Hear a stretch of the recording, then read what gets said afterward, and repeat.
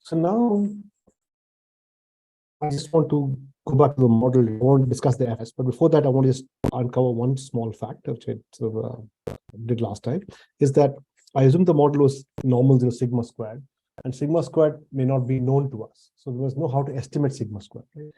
So I'll just make a small remark about how to estimate sigma squared and then come back to the F test again.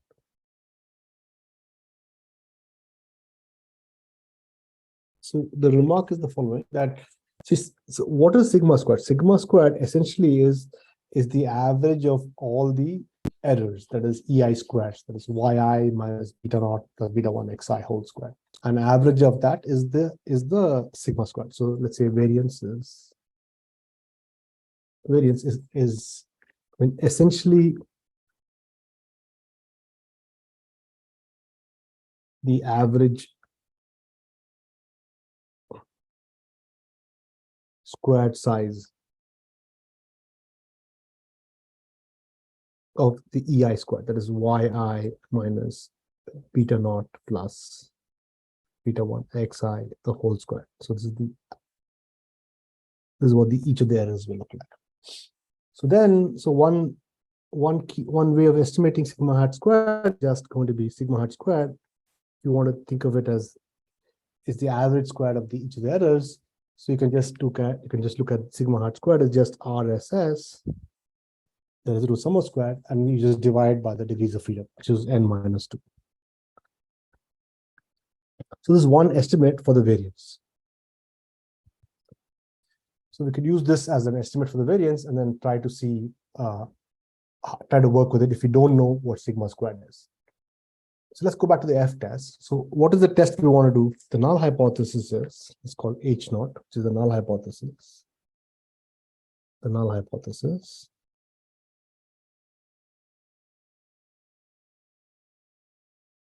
What's that going to be? That is going to be beta 1 is 0. That is this model. That is this model. Model 0 is correct. That is model we want to choose is E of y given x equal to x is beta naught. That is, there is no beta 1. So now the phrasing is null hypothesis is beta 1 is equal to 0. Okay. So let me maybe move all this my explanation on the other side. So null hypothesis is that beta 1 is equal to 0. Okay. What's the alternate hypothesis? I call this H1. That is the alternate one.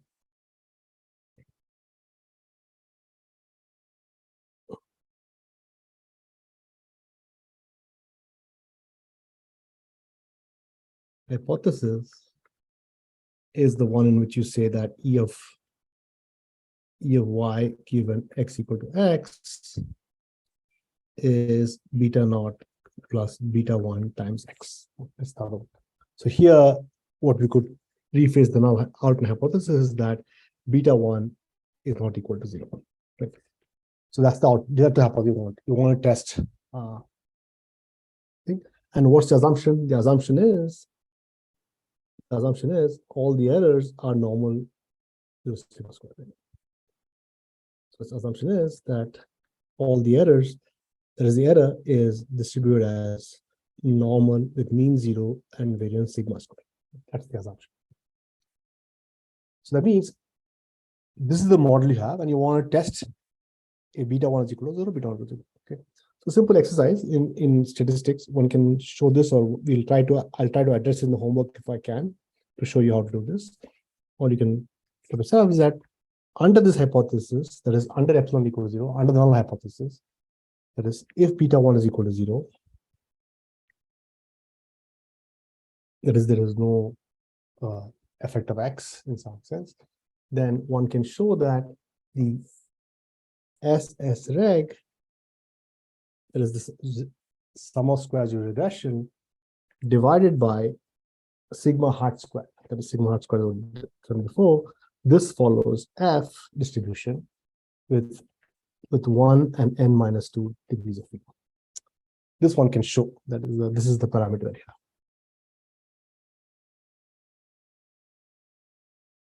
That is this quantity right here, SS reg divided by sigma, SS reg is this, divided by sigma hat squared, follows this.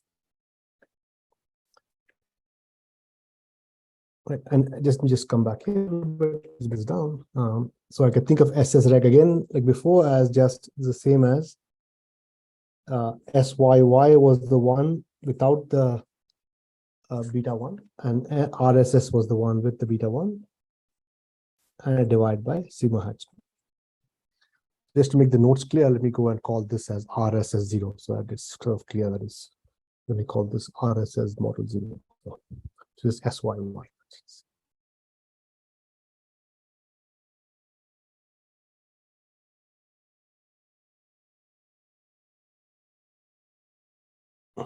Very good. So what happens is now you have a distribution at hand with, because the numerator had degree 1 freedom and the denominator has n-2, that's why you get f1 and -2.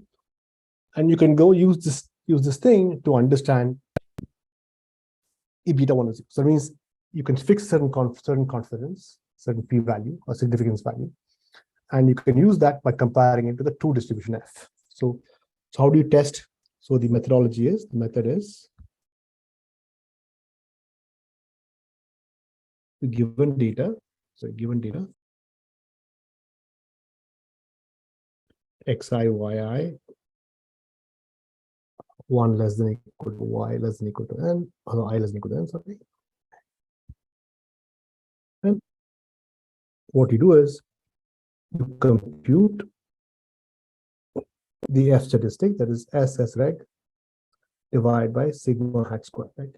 So that's going to be just, let's copy this down, that's going to be just this SXY whole squared, SXX. Let's put that out here, paste, and then this whole thing divided by sigma hat squared, which is just RSS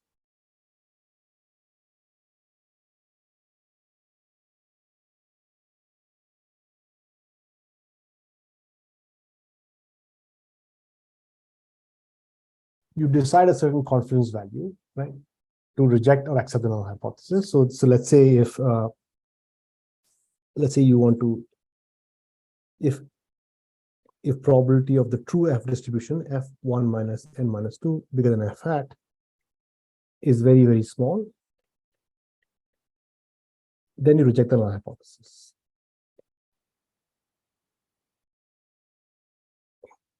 Well, there's a way to do this p-value. I'll come back to that later on. How to do this?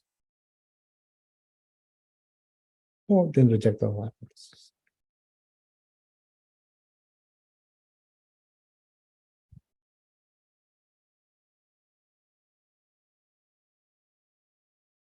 So you can decide how the probability of how small. You can decide if you want if you want a p-value very, very strong, then you can take a very small p-value, like let's say 0.05 or 10.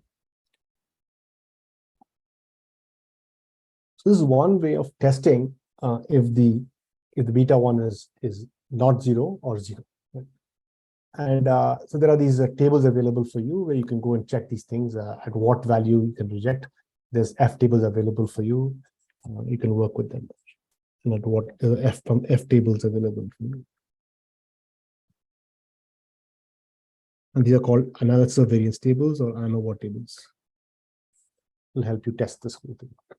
So P value is small, then interpret it properly. So a very, very small P value is evidence against the null hypothesis. If P value is not so small, then it's not going to be null. Very good. So this is the basic idea of simple linear regression, how to do testing of it. Very good. Now, I want to sort of set this up properly for a general linear model, which is what I will do in the upcoming lecture.